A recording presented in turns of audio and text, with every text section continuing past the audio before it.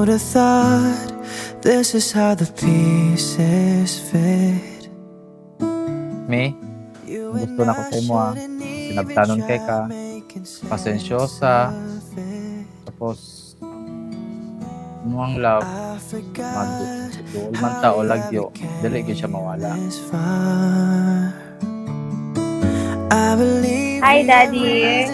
Kabalo dyan ka sa rason nga nung nagdugay ta for 11 years. We are in a long-distance relationship.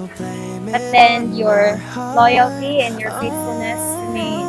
Love moves in mysterious ways.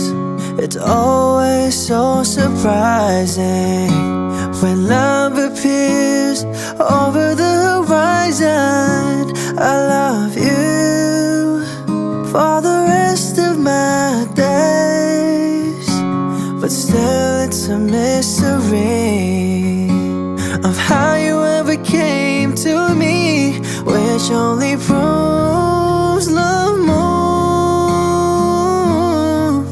in mysterious ways.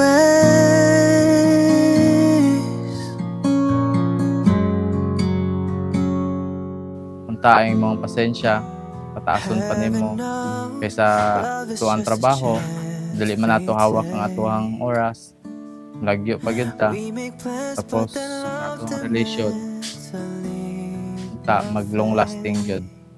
Ta ang imong pagkamasinabtanon dili mawala. Never ever let me go.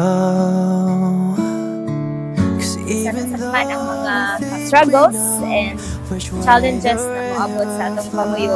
For 11 years, whatever nga atong nahimong nga foundation, I will carry that out and forever sa atong relationship. And you can always count on me.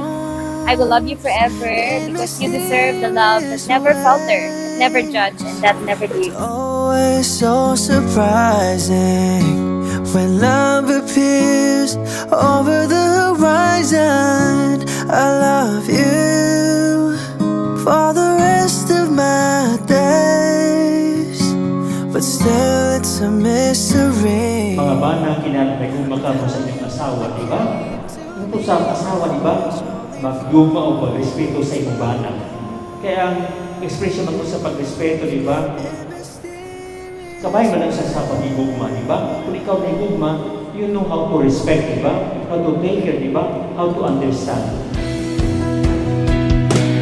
At ngayon, nandyan ka na, di mo paliwanag ang nadarama.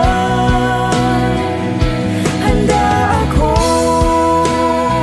sa walang hanggan, di pa aasahin, di ka sasaktan.